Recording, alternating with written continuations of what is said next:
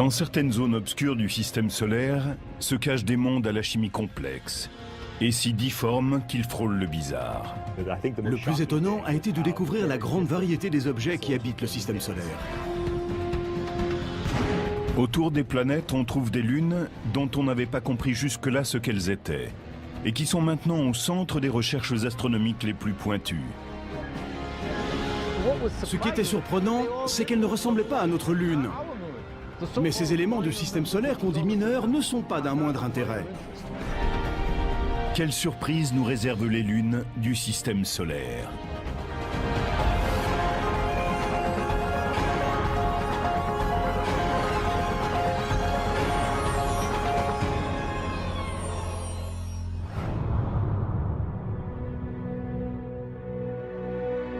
Le système solaire a toujours été un terrain fertile pour les écrivains de science-fiction.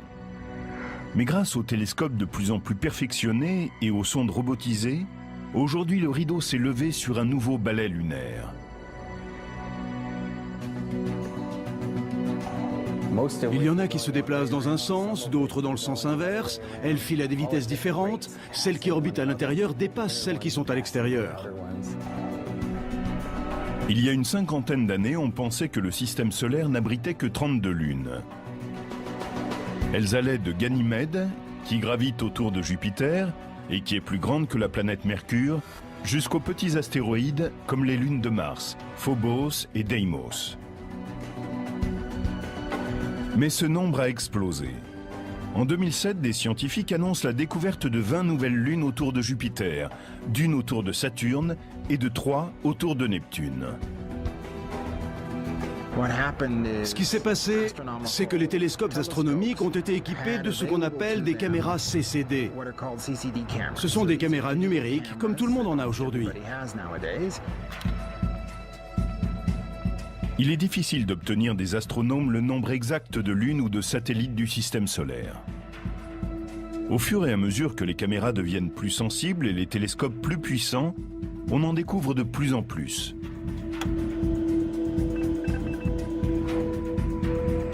Elles sont classées en 2 grands groupes.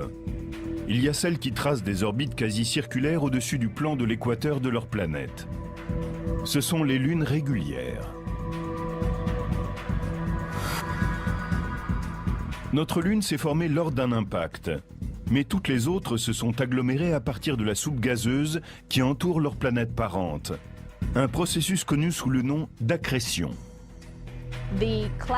Un exemple classique de satellite régulier, ce seraient les lunes galiléennes de Jupiter, Io, Europe, Ganymède et Callisto.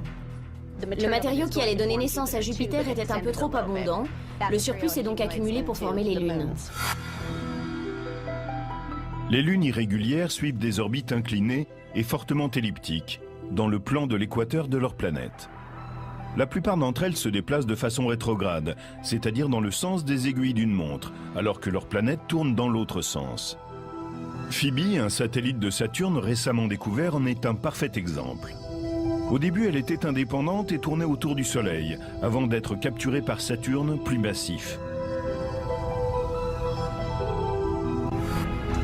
Qu'elles soient régulières ou irrégulières, les lunes évoluent dans la zone gravitationnelle de leur planète. On appelle l'étendue approximative de cette région la sphère de Hill.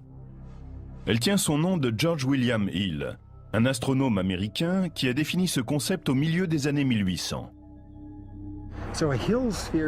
La sphère de Hill est cette zone qui se déplace en même temps qu'une planète et dont la force gravitationnelle est plus forte que celle du Soleil. Les lunes de Mars, Deimos et Phobos, ont des comportements très différents à l'intérieur de la sphère de Hill. Si la planète tourne plus vite que son satellite, comme c'est le cas pour Deimos, les forces de marée vont pousser la Lune de plus en plus loin. Phobos, lui, tourne plus vite que Mars. Ces petites lunes ont été découvertes en 1877 par un astronome américain, Asaph Hall. Il a donné à Phobos le nom du dieu grec de la peur et à Deimos celui du dieu de la terreur. Tom Duxbury faisait partie de la mission Mariner 9, qui en novembre 1971 a photographié pour la première fois les 2 lunes en forme de pommes de terre. C'était tard dans la nuit, par une journée froide, pluvieuse, sombre et maussade. J'ai tourné la photo sur le côté. La lune ressemblait à un crâne. C'était une image sinistre.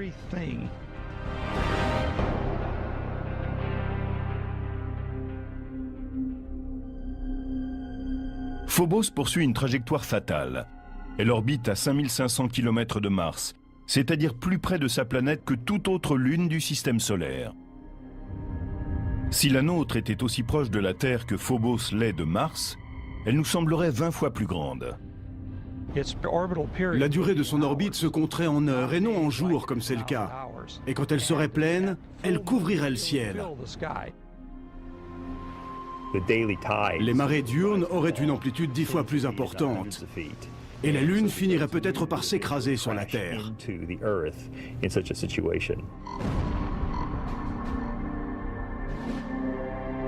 La situation délicate de Phobos est liée à un processus que l'on appelle l'accélération séculaire. Tandis que le satellite se déplace plus vite que Mars, des forces de marée s'élèvent à la surface de la planète qui attirent Phobos vers elle un peu plus à chaque orbite.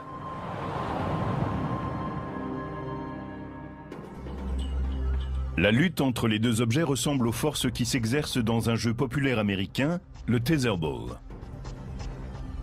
Imaginons que la balle soit la Lune, le poteau la planète, et que la corde entre le poteau et la balle représente la force de gravitation de la planète.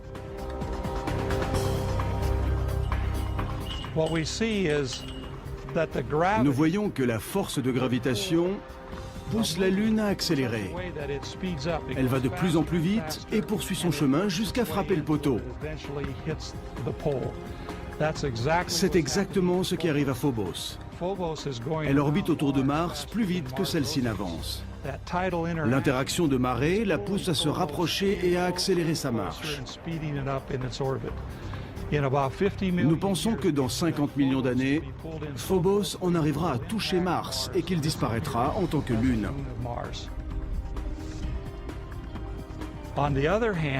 De son côté, Deimos, qui est plus à l'extérieur, avance plus lentement que Mars. Il déroule donc la corde dans un mouvement opposé et nous le voyons s'en éloigner progressivement. Il est possible que dans le futur, Deimos soit attiré loin de sa planète par la force de gravitation du Soleil. Et un jour peut-être, Mars n'aura plus de lune.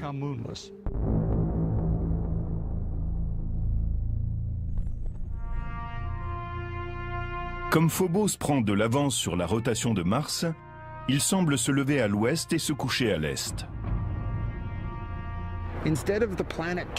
Au lieu d'avoir sa planète qui tourne plus vite que lui, comme c'est le cas de notre Lune et d'autres satellites, et donc de se lever à l'est et de se coucher à l'ouest, il est en avance sur la rotation de sa planète, et par conséquent se lève à l'ouest, se déplace en tête et se couche à l'est.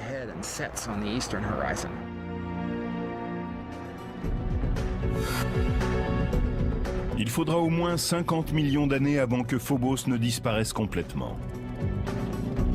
Avant cela, on aura peut-être commencé à coloniser Mars. C'est cette idée qu'a développée l'écrivain de science-fiction Arthur C. Clarke dans son livre « Les sables de Mars ». Nous n'avons aucune véritable raison de coloniser Phobos, mais sa position fait de ce satellite une étape naturelle sur la route vers Mars. Du point de vue de la force gravitationnelle, il est beaucoup plus facile d'aller sur Phobos, où il n'y en a aucune, que de lutter avec celle de Mars pour s'opposer à sa surface. De Galilée à Stanley Kubrick, les planètes géantes du système solaire externe ont toujours enflammé l'imagination des créateurs. Mais en réalité, les explorer serait courir au suicide. La pression accablante de l'atmosphère très épaisse de Jupiter rendrait presque impossible tout mouvement. Pourtant, les satellites de ces monstres peuvent être des plateformes intéressantes pour leur exploration et même leur future colonisation. Ces prisonniers de la force gravitationnelle de Jupiter sont-ils des mondes hostiles? Y a-t-il une chance qu'ils abritent une forme de vie? Ou bien pourrait-il être un havre de sécurité pour les générations futures d'explorateurs planétaires? Jusqu'à une époque toute récente, on savait très peu de choses sur les lunes des géantes gazeuses et glacées. La plupart d'entre elles restaient cachées à l'abri de leur planète. Aujourd'hui, les télescopes et l'exploration spatiale nous révèlent un royaume peuplé par une foule de lunes. Certaines, sphériques, sont semblables à des planètes. D'autres, difformes, mesurent à peine 45 km de diamètre. Jupiter, la plus grande planète du système solaire, est un aimant pour les lunes. Elle s'est formée il y a près de 4,5 milliards d'années quand un nuage massif de gaz s'est effondré sur lui-même. Ce processus, appelé accrétion, a marqué les débuts du système jupitérien. La plus grande partie du gaz et du matériau qui tournoyait dans l'espace a commencé à former la planète. Et l'autre petite partie s'est rassemblée en amas, tourbillonnant dans l'orbite de Jupiter. Ces accrétions miniatures se sont ensuite solidifiées pour former ces lunes régulières, Io, Europe, Ganymède et Callisto. Une fois Jupiter formée, elle a commencé, grâce à sa force gravitationnelle, à faire entrer dans son cheptel de petits débris, reliquats de la naissance du système solaire primitif. Les planètes géantes se sont formées dans un environnement riche en gaz, là où une foule de petites épaves flottait dans le système solaire, prêtes à être capturées. Le nombre de lunes de Jupiter peut aller de 60 à 200, selon les spécialistes qui en font le compte. Il est clair que si l'on pouvait se placer à la périphérie de l'atmosphère gazeuse de Jupiter et regarder le ciel, on pourrait admirer le balai somptueux de ces lunes satellites. Ce serait merveilleux de pouvoir observer ces lunes. À certains moments, on verrait passer Io. Et lors d'un passage sur deux, on apercevrait en même temps Europe. Et une fois sur 4, on verrait aussi Ganymède. Un des satellites de Jupiter a été tellement maltraité par l'énorme masse de la planète qu'il a littéralement été éjecté vers l'extérieur. En février 2007, le vaisseau spatial New Horizons, en route pour Pluton, a dirigé ses télescopes vers Io. Celle-ci, qui est à peu près de la taille de notre Lune, orbite à une distance de 395 000 km de Jupiter. Elle se différencie des autres satellites de la grande planète gazeuse par ses éruptions volcaniques spectaculaires. La sonde New Horizons a pris des images détaillées de la lave brillante qui a coulé à la surface de Io et de l'immense panache de poussière, long de 350 km, qui s'élève au-dessus de la Lune en fusion. Comme toutes les lunes régulières de Jupiter, Io tire son nom de celui d'une maîtresse du dieu romain. Elle a été découverte par Galilée en 1610, puis photographiée pour la première fois par Pioneer 1 en 1974 et de nouveau par Voyager en 1979. Son activité trépidante a intrigué les spécialistes pendant des décennies. Chaque jour, à chaque seconde, une tonne de matériaux s'échappe de cette lune qu'est Io. C'est une machine phénoménale. J'aimerais pouvoir aller sur Io, mais ce serait très dangereux, chaud et sulfureux. Io est trop petite. Il est impossible qu'elle ait entretenu la fusion de son noyau depuis sa formation. Un autre processus mystérieux est responsable de cette chaleur. Il se peut que tout l'intérieur de Io soit en fusion, parce qu'elle est comprimée du fait qu'elle orbite autour de Jupiter. Ce phénomène est connu sous le nom de chauffage de marée. La force de gravitation massive de Jupiter provoque une friction interne du noyau de Io. De même qu'un sculpteur malaxe un morceau froid d'argile, Jupiter pétrit et masse Io en permanence. C'est comme si la grande planète reprenait sans fin son ouvrage. Si une lune est soumise au chauffage de marée, elle devient malléable.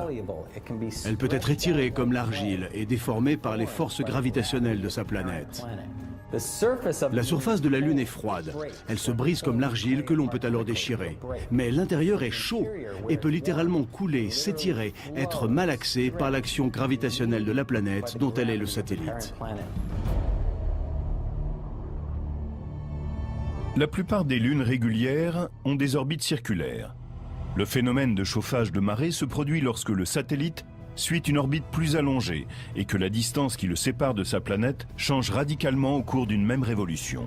On observe ce type d'orbite excentrique lorsque les forces gravitationnelles viennent la perturber.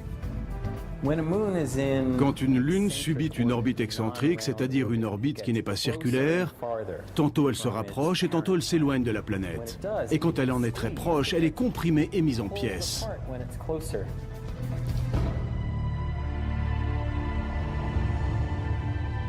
Io est en résonance orbitale avec les autres satellites que sont Europe et Ganymède. Pendant que Jupiter et Io luttent pour trouver une relation synchrone, Europe et Ganymède attirent Io dans une direction opposée, tandis que Jupiter l'attire dans l'autre sens. Et elle se retrouve à la fois écartelée et comprimée. Le chauffage de marée qui s'exerce sur Io produit ces volcans prodigieux, mais a également un autre effet. Il est à l'origine du plus grand objet stationnaire visible du système solaire, un nuage gazeux massif, 500 fois plus grand que Jupiter. En 1990, le professeur Michael Mendillo et son équipe de l'université de Boston ont découvert un immense nuage gazeux qui s'étend de part et d'autre de Jupiter. Ils ont été les premiers à photographier en entier la nébuleuse, ainsi qu'à découvrir son origine et le mécanisme qui lui permet de se développer. Io n'est pas grande, donc elle n'a pas une large atmosphère. Mais ces volcans lui fournissent en permanence un matériau qui la remplace. On peut se demander pourquoi elle n'a pas une atmosphère immense, puisque tous ces volcans sont en activité depuis l'éternité. C'est parce que ce matériau s'échappe. On a récemment découvert que les laves d'Io étaient riches en sodium. Bien que celui-ci ne représente que 5% des matériaux éjectés, les télescopes terrestres le détectent facilement, car il émet une lumière jaune. Sur Terre, il est souvent utilisé pour éclairer les rues des villes du monde entier.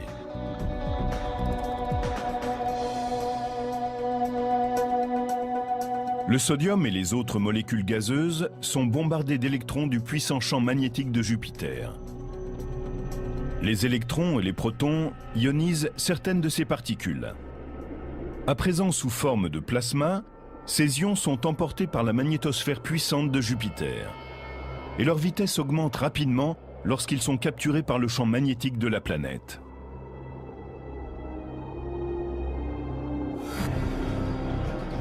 C'est comme s'ils faisaient un tour de manège cosmique. Les lignes de champ magnétique ont des pôles ici et un peu partout. L'atome de sodium est ramené avec cet électron. Maintenant, je suis dans le tore de plasma de Jupiter avec les autres ions et électrons qui ont déjà été capturés. Les ions et les électrons se combinent à nouveau. Ce qui est neutre n'est pas emprisonné par le champ magnétique et en sort à une vitesse encore plus grande. Cela suffit pour échapper à Jupiter.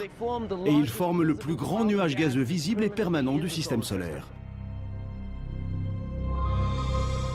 Si nous pouvions voir à l'œil nu cette nébuleuse, elle prendrait la place de 12 lunes dans le ciel nocturne.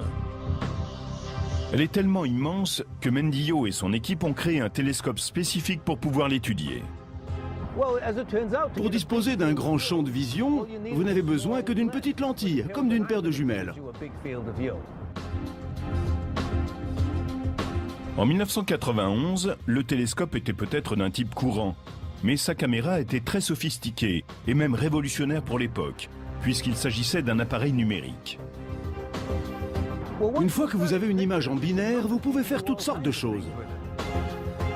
Mendillo et son équipe savaient qu'il y avait du sodium dans la nébuleuse. Il y en a aussi dans l'atmosphère de la Terre. Ils ont ainsi comparé les images numériques des atmosphères de Jupiter et de la Terre et mis au point une image de la nébuleuse. Avant, c'était très difficile. On n'avait que 2 photos, 2 feuilles de papier. Maintenant, avec ces caméras numériques, la façon dont nous pouvons produire les images a changé du tout au tout. Io, d'un point de vue esthétique et scientifique, serait une destination fascinante. Mais son environnement hostile représente sans doute un obstacle incontournable. Même une sonde robotisée aurait des difficultés à se poser parmi les fissures éruptives du satellite. Mais il existe une autre lune en orbite autour de Jupiter qui pourrait accueillir une mission d'exploration et peut-être même abriter des formes de vie extraterrestres. Europe est un des objets les plus fascinants et les plus énigmatiques de notre système solaire. Elle ne ressemble à aucun autre endroit, et bien sûr, on ne trouve rien de tel sur la Terre. Quand on voit les images qui ont été prises de sa surface, on observe des fissures, un terrain très modelé et même chaotique. Il y a aussi comme des icebergs dans certaines zones. Nous savons qu'Europe est une lune extraterrestre. Pourrait-elle aussi abriter des formes de vie extraterrestres? Europe orbite à 400 000 km de Jupiter, 2 fois plus loin que Io. Et elle est, comme sa cousine au volcan actif, modelée par les forces de marée. C'est Jupiter qui a le plus d'influence. Sa masse, comme un amant insistant, tire le satellite vers lui. Europe résiste avec sa propre force de gravitation, et les deux objets vivent en symbiose à des centaines de milliers de kilomètres au-dessus de la gazeuse géante. Mais il n'y a pas que Jupiter qui attire Europe. La petite Io et Ganymède, son homologue plus grande, tirent Europe dans d'autres directions. C'est le même phénomène de résonance orbitale que celui qui agit sur Io. Mais les conséquences en sont très différentes sur Europe. Il fait très froid à l'extérieur, moins 300 degrés à certains endroits, mais la Lune est chaude à l'intérieur. Et ce qu'on voit remonter à sa surface est aussi ce qui la rend si intéressante. On y trouve de l'eau. Une eau liquide venue d'un océan souterrain qui suinte et crée sur Europe une couche de glace comme une surfaceuse dame une patinoire. On pense que l'océan d'Europe n'a que 15 à 25 km de profondeur. Sur Terre, l'eau a été le berceau de la vie.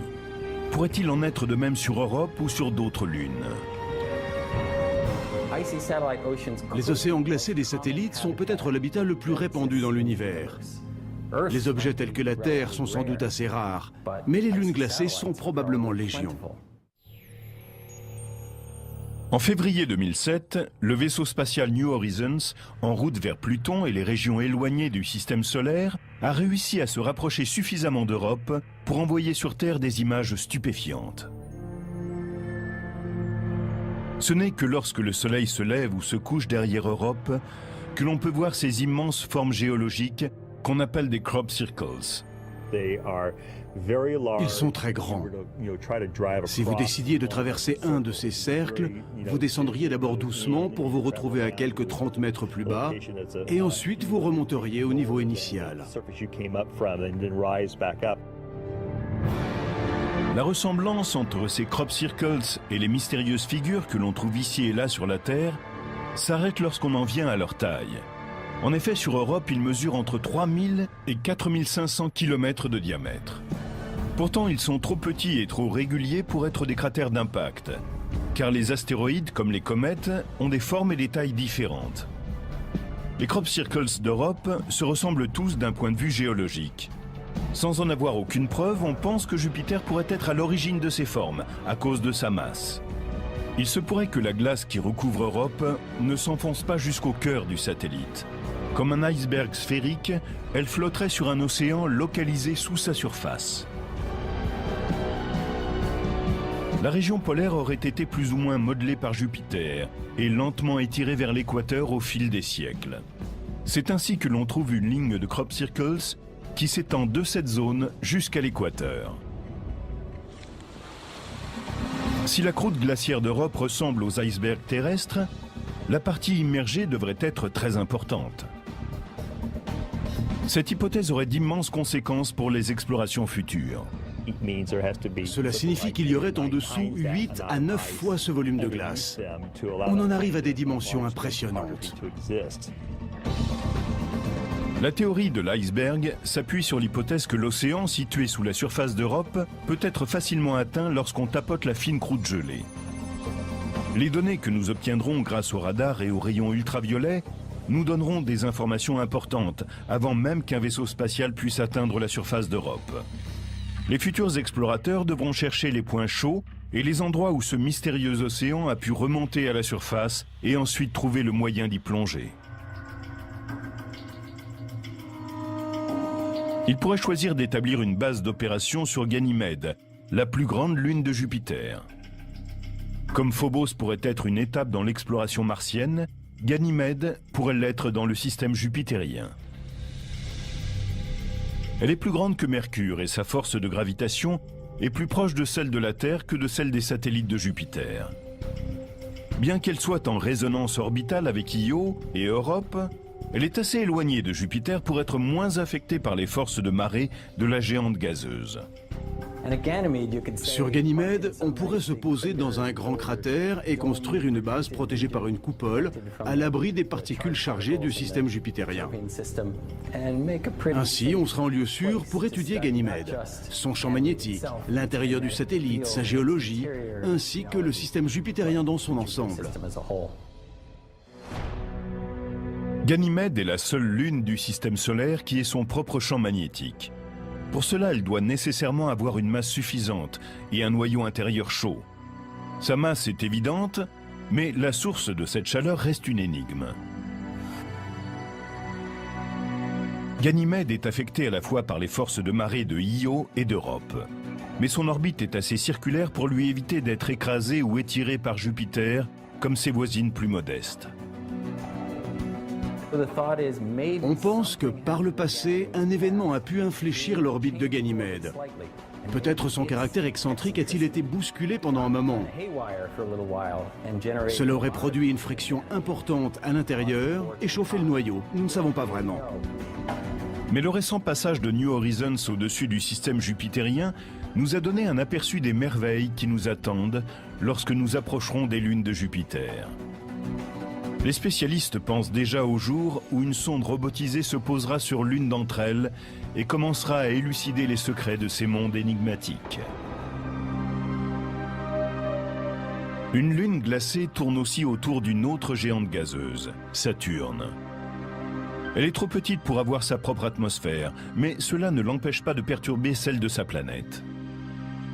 Enceladus, malgré sa petite taille, porte le nom d'un titan de la mythologie grecque. Comme Io et Europe, elle a une orbite excentrique. Les forces de marée de Saturne pressent et malaxent cette petite lune et produisent de la chaleur en son centre.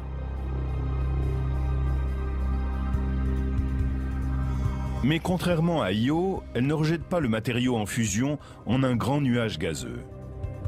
L'eau ne remonte pas à la surface comme elle le fait sur Europe. Non, Enceladus crache des panaches d'eau glacée dans l'atmosphère de Saturne. Nous n'appelons pas cela un volcan. La vapeur d'eau reste en orbite autour de cette toute petite lune, où, comme elle est proche de Saturne, la force de gravitation peut l'attirer vers la planète. Après avoir travaillé sur le Torre d'Io, Michael Mendillo et son équipe de l'Université de Boston se sont intéressés à l'influence d'Enceladus sur l'atmosphère de Saturne.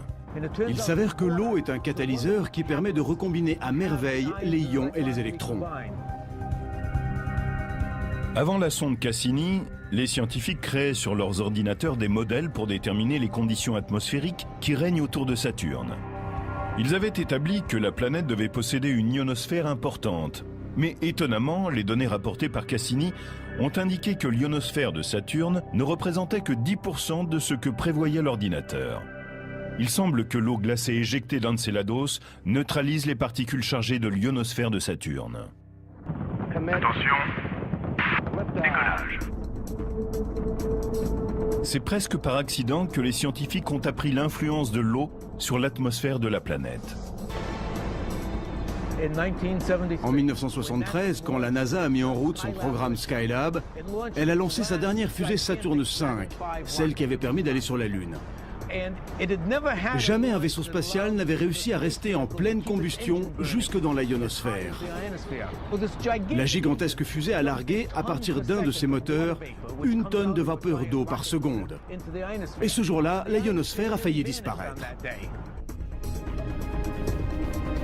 La manœuvre a creusé un trou béant dans l'ionosphère, la couche supérieure de l'atmosphère. Mais 24 heures plus tard, le dommage était réparé. Enceladus déverse 6 tonnes d'eau par seconde et les effets à long terme sur l'atmosphère de Saturne sont significatifs. Il n'y a pas lieu de craindre qu'Enceladus fasse entièrement disparaître l'ionosphère de sa planète. Mais cette toute petite lune, d'un diamètre de 450 km, a attiré l'attention de la communauté scientifique, tout comme le satellite de Saturne. Pendant que l'on conçoit des sondes à destination de Phobos et d'Europe, et qu'on étudie les données venues de Enceladus et de Io, une série toute nouvelle de lunes vient d'être révélée. Avant les années 1990, la plupart des astronomes étaient d'accord. Le système solaire comprenait 34 lunes. La plupart d'entre elles étaient des lunes régulières comme la nôtre, des objets sphériques qui tournent dans le même sens que leur planète. Mais une poignée de ces satellites sont ce qu'on appelle des lunes irrégulières. Ces dernières suivent des orbites allongées, souvent inclinées, et elles tournent dans la direction opposée à celle de leur planète. Elles ressemblent à des pommes de terre volantes ou à des objets difformes. Auparavant, il était très difficile de les localiser, car elles sont très petites et généralement très sombres.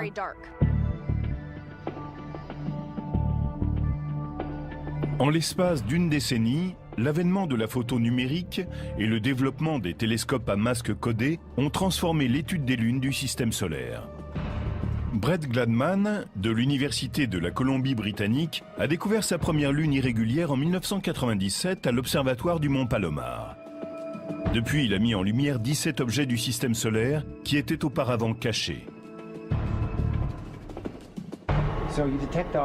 Pour détecter des objets dans le système solaire externe, on observe les mouvements qu'ils décrivent par rapport aux étoiles et aux galaxies stationnaires qui sont à l'arrière-plan. Vous prenez une photo du ciel, vous attendez 1 heure, et vous prenez une autre photo. Aucune des étoiles de la galaxie n'aura bougé, mais les objets éloignés du système solaire externe auront changé de place entre les deux images de façon significative. En comparant les deux photos, on peut voir quelque chose qui ressemble à une cible mouvante.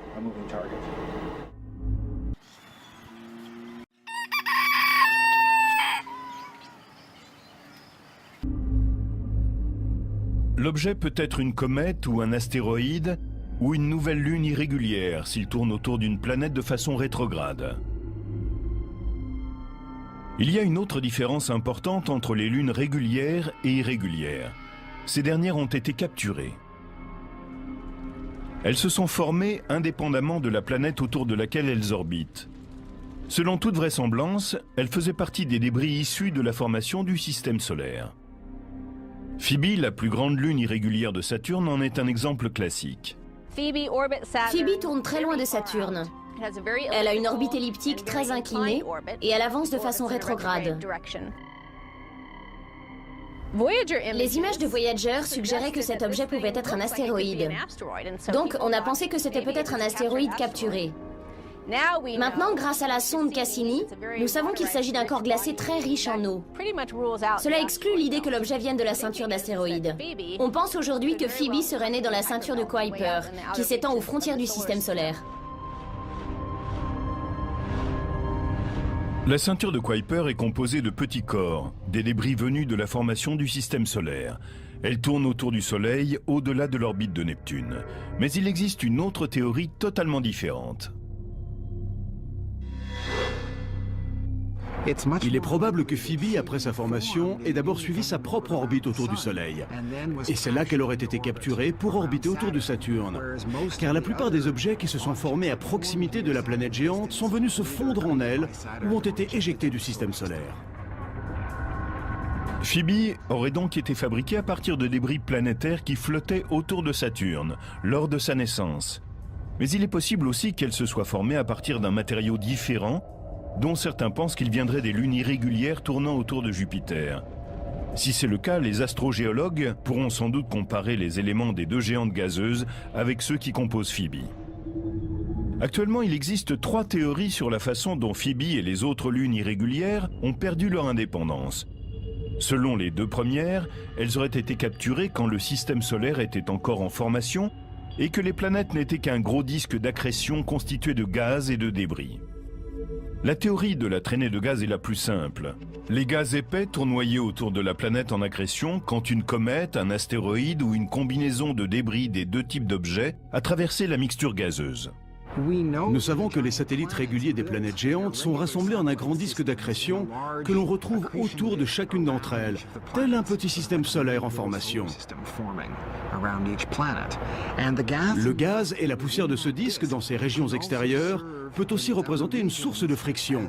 Le planétésimal, petit corps en gestation qui passe par là, est alors légèrement ralenti puis capturé. La seconde théorie est une variante de la première. Ici, au lieu qu'un objet soit simplement capturé lorsqu'il traverse les gaz en accrétion, il serait attiré dans l'orbite de la planète en formation par sa force gravitationnelle. Ces deux théories, qui voient dans les lunes des objets capturés, fonctionnent aussi bien pour Jupiter que pour Saturne. La masse des éléments qui devaient les constituer était certainement assez importante pour ralentir les objets qui passaient par là. Mais qu'en est-il pour les géantes glacées Neptune et Uranus? En raison du froid extrême, elles se sont formées beaucoup plus lentement. Il est difficile de croire que la mixture d'accrétion glacée était assez massive pour capturer un objet du système solaire. Or, les deux géantes glacées ont elles aussi des lunes irrégulières. D'où une troisième théorie, celle des trois corps en interaction.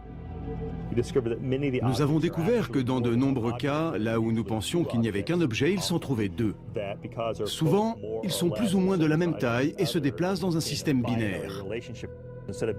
Au lieu d'avoir un grand objet, avec un plus petit en orbite autour de lui, comme ceci, on a généralement deux objets de taille similaire qui tournent autour de leur centre de masse commune, qu'on appelle le barycentre. On parle de système binaire quand deux objets de la même taille sont assez proches du barycentre pour empêcher un troisième objet plus grand de les séparer. Mais lorsqu'un des objets est notablement plus grand que l'autre, le troisième, s'il est plus massif, a plus de chances de les séparer. Le plus petit s'éloignera davantage du barycentre que le plus grand.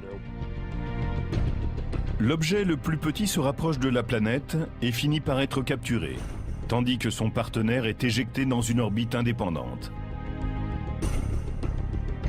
Mais il existe un satellite qui semble échapper à toute classification, c'est Triton. Il tourne autour de Neptune de façon rétrograde, c'est-à-dire dans le sens opposé à celui de la rotation de sa planète.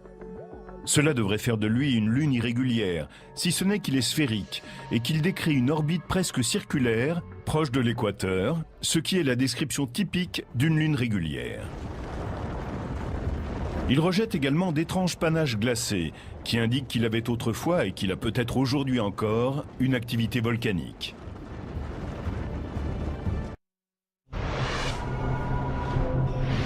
Avant que Voyager 2 ne s'aventure aux confins du système solaire, Triton, satellite de Neptune, était considéré comme un objet mort, constitué de roches et de la taille de notre Lune.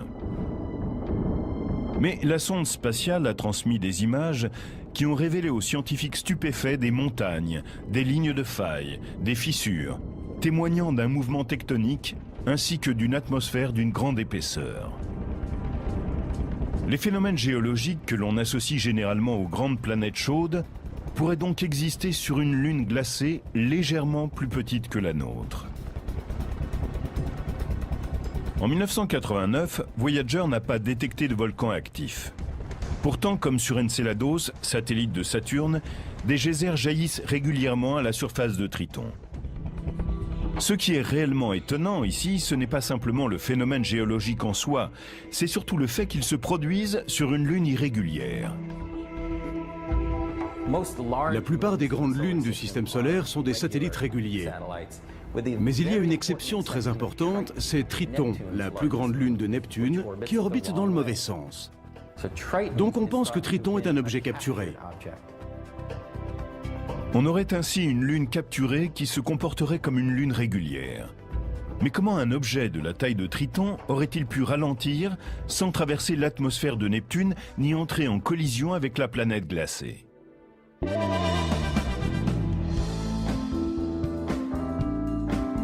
Aucun pari n'est certain de réussir. Mais certaines théories ont plus de chances que d'autres. Comme à la roulette, Triton et Neptune ont misé et ont fait confiance au destin. Faites vos jeux. À la roulette, il y a plusieurs façons de parier. On mise sur différents numéros et comme dans la plupart des jeux de chance, plus on mise, plus les gains sont élevés. 20 noirs et pairs. 3 possibilités se présentent quant à la façon dont Triton a pu être capturé par Neptune.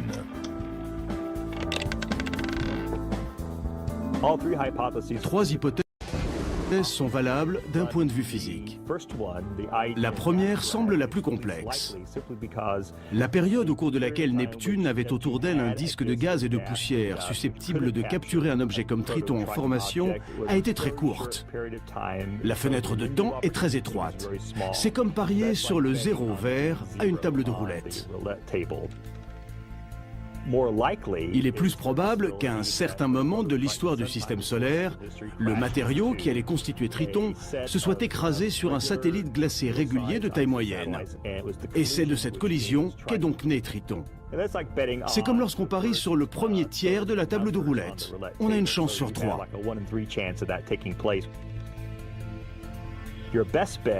Mais le mieux, c'est de parier sur pair. On a alors une chance sur 2. À l'heure actuelle, la meilleure hypothèse pour la capture de Triton est celle de sa capture dans un système binaire. Dans la ceinture de Kuiper, nous savons qu'il y avait sans doute des milliers d'objets qui étaient de la bonne taille et orbitaient avec un autre objet, peut-être même encore plus grand. Neptune aurait pu capturer l'un d'eux. Personne ne connaît avec certitude l'histoire des premiers jours du système solaire, quand Neptune a capturé Triton. Mais dès que le satellite a commencé à tourner autour de sa planète, de manière irrégulière, il s'est mis à détruire tout ce qui était sur son chemin. Neptune n'a pas un système très régulier de satellites.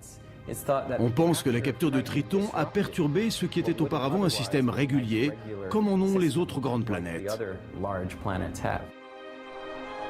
C'est comme si Triton, furieux d'avoir perdu sa liberté, se défoulait sur les autres lunes infortunées de Neptune.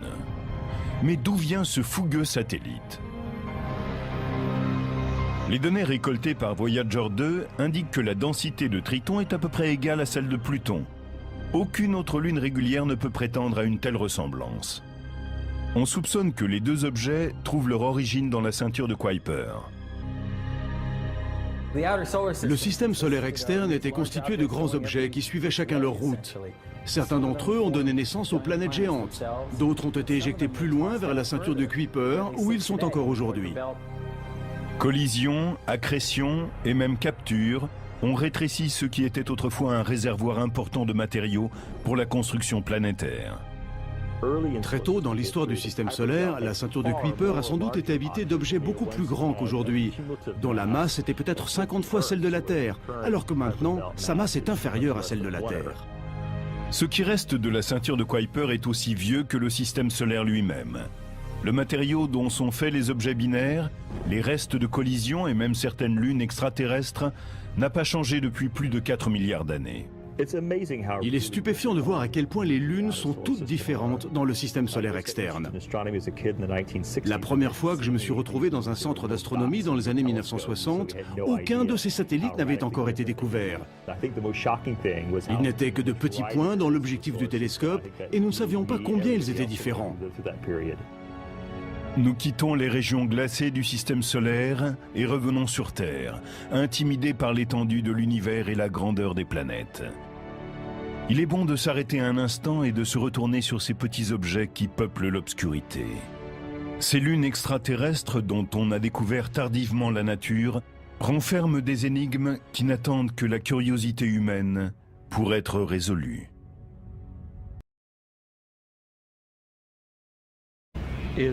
Si la planète tourne plus vite que son satellite, comme c'est le cas pour Deimos, les forces de marée vont pousser la Lune de plus en plus loin. Phobos, lui, tourne plus vite que Mars. Ces petites lunes ont été découvertes en 1877 par un astronome américain, Asaph Hall. Il a donné à Phobos le nom du dieu grec de la peur et à Deimos celui du dieu de la terreur. Tom Duxbury faisait partie de la mission Mariner 9, qui en novembre 1971 a photographié pour la première fois les deux lunes en forme de pommes de terre. C'était tard dans la nuit, par une journée froide, pluvieuse, sombre et maussade. J'ai tourné la photo sur le côté. La lune ressemblait à un crâne. C'était une image sinistre.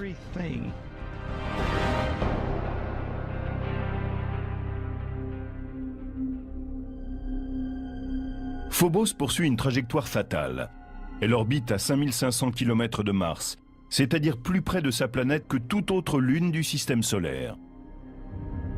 Si la nôtre était aussi proche de la Terre que Phobos l'est de Mars, elle nous semblerait 20 fois plus grande.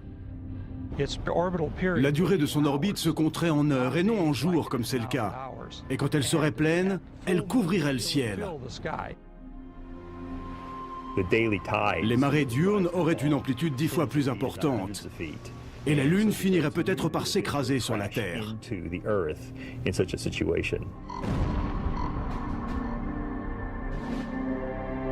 La situation délicate de Phobos est liée à un processus que l'on appelle l'accélération séculaire. Tandis que le satellite se déplace plus vite que Mars, des forces de marée s'élèvent à la surface de la planète qui attirent Phobos vers elle un peu plus à chaque orbite.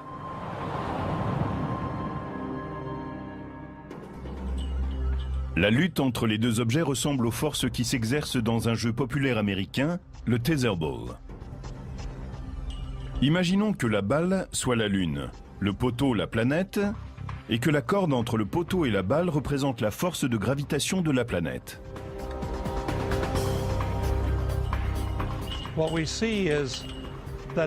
Nous voyons que la force de gravitation pousse la Lune à accélérer. Elle va de plus en plus vite et poursuit son chemin jusqu'à frapper le poteau. C'est exactement ce qui arrive à Phobos. Elle orbite autour de Mars plus vite que celle-ci n'avance. L'interaction de marée la pousse à se rapprocher et à accélérer sa marche. Nous pensons que dans 50 millions d'années, Phobos en arrivera à toucher Mars et qu'il disparaîtra en tant que Lune.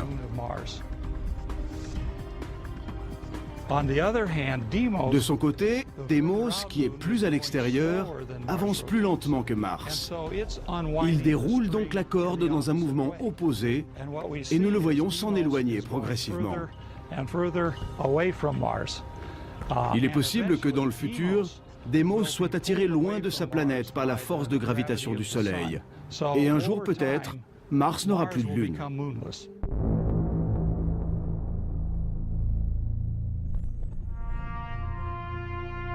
Comme Phobos prend de l'avance sur la rotation de Mars, il semble se lever à l'ouest et se coucher à l'est.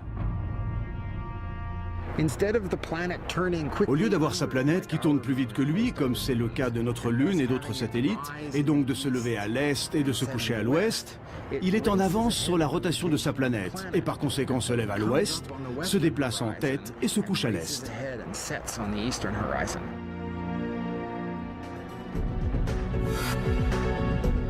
Il faudra au moins 50 millions d'années avant que Phobos ne disparaisse complètement. Avant cela, on aura peut-être commencé à coloniser Mars. C'est cette idée qu'a développée l'écrivain de science-fiction Arthur C. Clarke dans son livre « Les sables de Mars ». Nous n'avons aucune véritable raison de coloniser Phobos, mais sa position fait de ce satellite une étape naturelle sur la route vers Mars. Du point de vue de la force gravitationnelle, il est beaucoup plus facile d'aller sur Phobos, où il n'y en a aucune, que de lutter avec celle de Mars pour s'opposer à sa surface. De Galilée à Stanley Kubrick, les planètes géantes du système solaire externe ont toujours enflammé l'imagination des créateurs. Mais en réalité, les explorer serait courir au suicide. La pression accablante de l'atmosphère très épaisse de Jupiter rendrait presque impossible tout mouvement. Pourtant, les satellites de ces monstres peuvent être des plateformes intéressantes pour leur exploration et même leur future colonisation. Ces prisonniers de la force gravitationnelle de Jupiter sont-ils des mondes hostiles? Y a-t-il une chance qu'ils abritent une forme de vie? Ou bien pourrait-il être un havre de sécurité pour les générations futures d'explorateurs planétaires? Jusqu'à une époque toute récente, on savait très peu de choses sur les lunes des géantes gazeuses et glacées. La plupart d'entre elles restaient cachées à l'abri de leur planète. Aujourd'hui, les télescopes et l'exploration spatiale nous révèlent un royaume peuplé par une foule de lunes. Certaines, sphériques, sont semblables à des planètes. D'autres, difformes, mesurent à peine 45 km de diamètre. Jupiter, la plus grande planète du système solaire, est un aimant pour les lunes. Elle s'est formée il y a près de 4,5 milliards d'années quand un nuage massif de gaz s'est effondré sur lui-même. Ce processus, appelé accrétion, a marqué les débuts du système jupitérien. La plus grande partie du gaz et du matériau qui tournoyait dans l'espace a commencé à former la planète. Et l'autre petite partie s'est rassemblée en amas, tourbillonnant dans l'orbite de Jupiter. Ces accrétions miniatures se sont ensuite solidifiées pour former ces lunes régulières, Io, Europe, Ganymède et Callisto. Une fois Jupiter formée, elle a commencé, grâce à sa force gravitationnelle, à faire entrer dans son cheptel de petits débris, reliquats de la naissance du système solaire primitif. Les planètes géantes se sont formées dans un environnement riche en gaz, là où une foule de petites épaves flottait dans le système solaire, prêtes à être capturées. Le nombre de lunes de Jupiter peut aller de 60 à 200, selon les spécialistes qui en font le compte. Il est clair que si l'on pouvait se placer à la périphérie de l'atmosphère gazeuse de Jupiter et regarder le ciel, on pourrait admirer le balai somptueux de ces lunes satellites. Ce serait merveilleux de pouvoir observer ces lunes. À certains moments, on verrait passer Io. Et lors d'un passage sur deux, on apercevrait en même temps Europe. Et une fois sur 4, on verrait aussi Ganymède. Un des satellites de Jupiter a été tellement maltraité par l'énorme masse de la planète qu'il a littéralement été éjecté vers l'extérieur. En février 2007, le vaisseau spatial New Horizons, en route pour Pluton, a dirigé ses télescopes vers Io. Celle-ci, qui est à peu près de la taille de notre Lune, orbite à une distance de 395 000 km de Jupiter. Elle se différencie des autres satellites de la grande planète gazeuse par ses éruptions volcaniques spectaculaires. La sonde New Horizons a pris des images détaillées de la lave brillante qui a coulé à la surface de Io et de l'immense panache de poussière, long de 350 km, qui s'élève au-dessus de la Lune en fusion. Comme toutes les lunes régulières de Jupiter, Io tire son nom de celui d'une maîtresse du dieu romain. Elle a été découverte par Galilée en 1610, puis photographiée pour la première fois par Pioneer 1 en 1974 et de nouveau par Voyager en 1979. Son activité trépidante a intrigué les spécialistes pendant des décennies. Chaque jour, à chaque seconde, une tonne de matériaux s'échappe de cette lune qu'est Io. C'est une machine phénoménale. J'aimerais pouvoir aller sur Io, mais ce serait très dangereux, chaud et sulfureux. Io est trop petite. Il est impossible qu'elle ait entretenu la fusion de son noyau depuis sa formation. Un autre processus mystérieux est responsable de cette chaleur. Il se peut que tout l'intérieur de Io soit en fusion, parce qu'elle est comprimée et du fait qu'elle orbite autour de Jupiter. Ce phénomène est connu sous le nom de chauffage de marée. La force de gravitation massive de Jupiter provoque une friction interne du noyau de Io.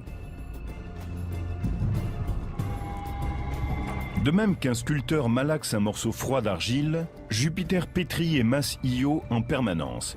C'est comme si la grande planète reprenait sans fin son ouvrage. Si une lune est soumise au chauffage de marée, elle devient malléable. Elle peut être étirée comme l'argile et déformée par les forces gravitationnelles de sa planète. La surface de la Lune est froide. Elle se brise comme l'argile que l'on peut alors déchirer. Mais l'intérieur est chaud et peut littéralement couler, s'étirer, être malaxé par l'action gravitationnelle de la planète dont elle est le satellite. La plupart des lunes régulières ont des orbites circulaires. Le phénomène de chauffage de marée se produit lorsque le satellite suit une orbite plus allongée et que la distance qui le sépare de sa planète change radicalement au cours d'une même révolution. On observe ce type d'orbite excentrique lorsque les forces gravitationnelles viennent la perturber. Quand une lune subit une orbite excentrique, c'est-à-dire une orbite qui n'est pas circulaire, tantôt elle se rapproche et tantôt elle s'éloigne de la planète. Et quand elle en est très proche, elle est comprimée et mise en pièces.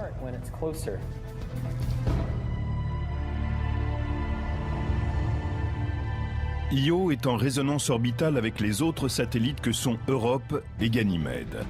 Pendant que Jupiter et Io luttent pour trouver une relation synchrone, Europe et Ganymède attirent Io dans une direction opposée, tandis que Jupiter l'attire dans l'autre sens, et elle se retrouve à la fois écartelée et comprimée. Le chauffage de marée qui s'exerce sur Io produit ces volcans prodigieux, mais a également un autre effet. Il est à l'origine du plus grand objet stationnaire visible du système solaire, un nuage gazeux massif 500 fois plus grand que Jupiter. En 1990, le professeur Michael Mendillo et son équipe de l'université de Boston ont découvert un immense nuage gazeux qui s'étend de part et d'autre de Jupiter. Ils ont été les premiers à photographier en entier la nébuleuse, ainsi qu'à découvrir son origine et le mécanisme qui lui permet de se développer. Io n'est pas grande, donc elle n'a pas une large atmosphère. Mais ces volcans lui fournissent en permanence un matériau qui la remplace. On peut se demander pourquoi elle n'a pas une atmosphère immense, puisque tous ces volcans sont en activité depuis l'éternité. C'est parce que ce matériau s'échappe. On a récemment découvert que les laves d'Io étaient riches en sodium. Bien que celui-ci ne représente que 5% des matériaux éjectés, les télescopes terrestres le détectent facilement, car il émet une lumière jaune. Sur Terre, il est souvent utilisé pour éclairer les rues des villes du monde entier.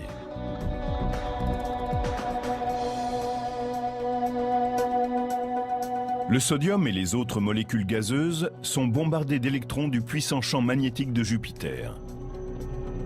Les électrons et les protons ionisent certaines de ces particules. À présent sous forme de plasma, ces ions sont emportés par la magnétosphère puissante de Jupiter.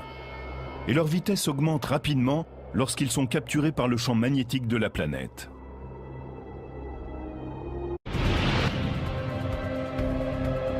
Dans certaines zones obscures du système solaire se cachent des mondes à la chimie complexe et si difformes qu'ils frôlent le bizarre. Le plus étonnant a été de découvrir la grande variété des objets qui habitent le système solaire. Autour des planètes, on trouve des lunes dont on n'avait pas compris jusque-là ce qu'elles étaient et qui sont maintenant au centre des recherches astronomiques les plus pointues. Ce qui était surprenant, c'est qu'elles ne ressemblaient pas à notre Lune. Mais ces éléments du système solaire qu'on dit mineurs ne sont pas d'un moindre intérêt. Quelle surprise nous réservent les lunes du système solaire?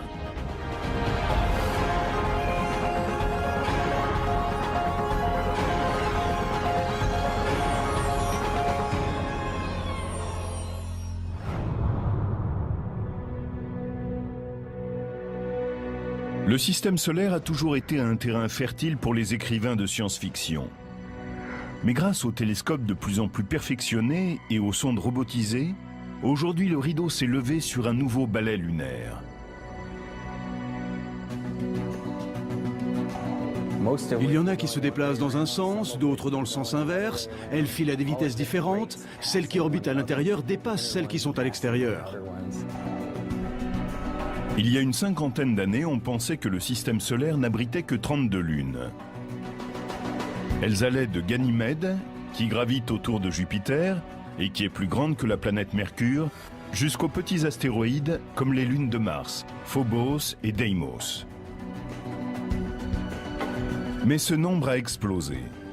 En 2007, des scientifiques annoncent la découverte de 20 nouvelles lunes autour de Jupiter, d'une autour de Saturne et de 3 autour de Neptune. Ce qui s'est passé, c'est que les télescopes astronomiques ont été équipés de ce qu'on appelle des caméras CCD. Ce sont des caméras numériques, comme tout le monde en a aujourd'hui. Il est difficile d'obtenir des astronomes le nombre exact de lunes ou de satellites du système solaire. Au fur et à mesure que les caméras deviennent plus sensibles et les télescopes plus puissants, on en découvre de plus en plus.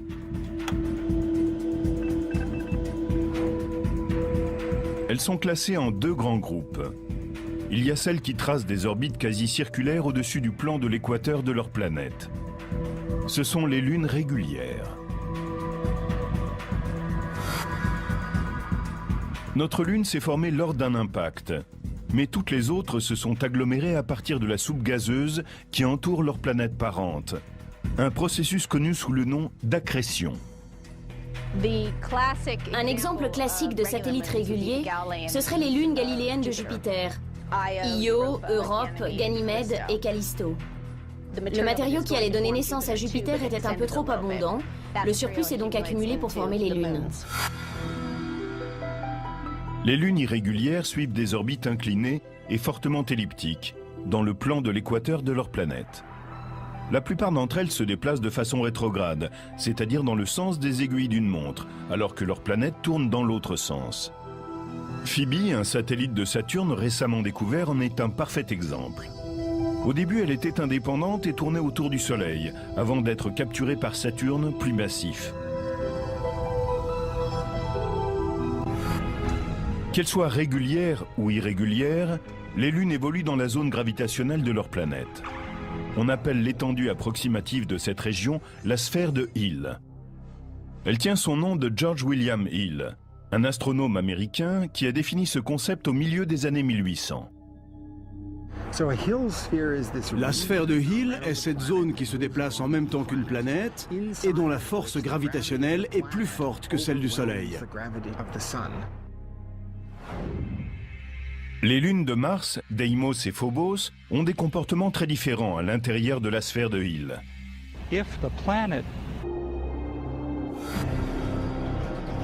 C'est comme s'il faisait un tour de manège cosmique. Les lignes de champ magnétique ont des pôles ici et un peu partout. L'atome de sodium est ramené avec cet électron. Maintenant, je suis dans le tore de plasma de Jupiter avec les autres ions et électrons qui ont déjà été capturés. Les ions et les électrons se combinent à nouveau. Ce qui est neutre n'est pas emprisonné par le champ magnétique et en sort à une vitesse encore plus grande. Cela suffit pour échapper à Jupiter. Et ils forment le plus grand nuage gazeux visible et permanent du système solaire. Si nous pouvions voir à l'œil nu cette nébuleuse, elle prendrait la place de 12 lunes dans le ciel nocturne. Elle est tellement immense que Mendillo et son équipe ont créé un télescope spécifique pour pouvoir l'étudier. Pour disposer d'un grand champ de vision, vous n'avez besoin que d'une petite lentille, comme d'une paire de jumelles. En 1991, le télescope était peut-être d'un type courant, mais sa caméra était très sophistiquée et même révolutionnaire pour l'époque, puisqu'il s'agissait d'un appareil numérique. Une fois que vous avez une image en binaire, vous pouvez faire toutes sortes de choses. Mendillo et son équipe savaient qu'il y avait du sodium dans la nébuleuse. Il y en a aussi dans l'atmosphère de la Terre. Ils ont ainsi comparé les images numériques des atmosphères de Jupiter et de la Terre et mis au point une image de la nébuleuse. Avant, c'était très difficile. On n'avait que 2 photos, 2 feuilles de papier. Maintenant, avec ces caméras numériques, la façon dont nous pouvons produire les images a changé du tout au tout. Io, d'un point de vue esthétique et scientifique, serait une destination fascinante. Mais son environnement hostile représente sans doute un obstacle incontournable. Même une sonde robotisée aurait des difficultés à se poser parmi les fissures éruptives du satellite. Mais il existe une autre lune en orbite autour de Jupiter qui pourrait accueillir une mission d'exploration et peut-être même abriter des formes de vie extraterrestres. Europe est un des objets les plus fascinants et les plus énigmatiques de notre système solaire. Elle ne ressemble à aucun autre endroit. Et bien sûr, on ne trouve rien de tel sur la Terre. Quand on voit les images qui ont été prises de sa surface, on observe des fissures, un terrain très modelé et même chaotique. Il y a aussi comme des icebergs dans certaines zones. Nous savons qu'Europe est une lune extraterrestre. Pourrait-elle aussi abriter des formes de vie extraterrestres? Europe orbite à 400 000 km de Jupiter, 2 fois plus loin que Io. Et elle est, comme sa cousine au volcan actif, modelée par les forces de marée. C'est Jupiter qui a le plus d'influence. Sa masse, comme un amant insistant, tire le satellite vers lui. Europe résiste avec sa propre force de gravitation, et les deux objets vivent en symbiose à des centaines de milliers de kilomètres au-dessus de la gazeuse géante. Mais il n'y a pas que Jupiter qui attire Europe. La petite Io et Ganymède, son homologue plus grande, tirent Europe dans d'autres directions. C'est le même phénomène de résonance orbitale que celui qui agit sur Io. Mais les conséquences en sont très différentes sur Europe. Il fait très froid à l'extérieur, moins 300 degrés à certains endroits, mais la Lune est chaude à l'intérieur. Et ce qu'on voit remonter à sa surface est aussi ce qui la rend si intéressante. On y trouve de l'eau. Une eau liquide venue d'un océan souterrain qui suinte et crée sur Europe une couche de glace comme une surfaceuse dame une patinoire. Below the surface,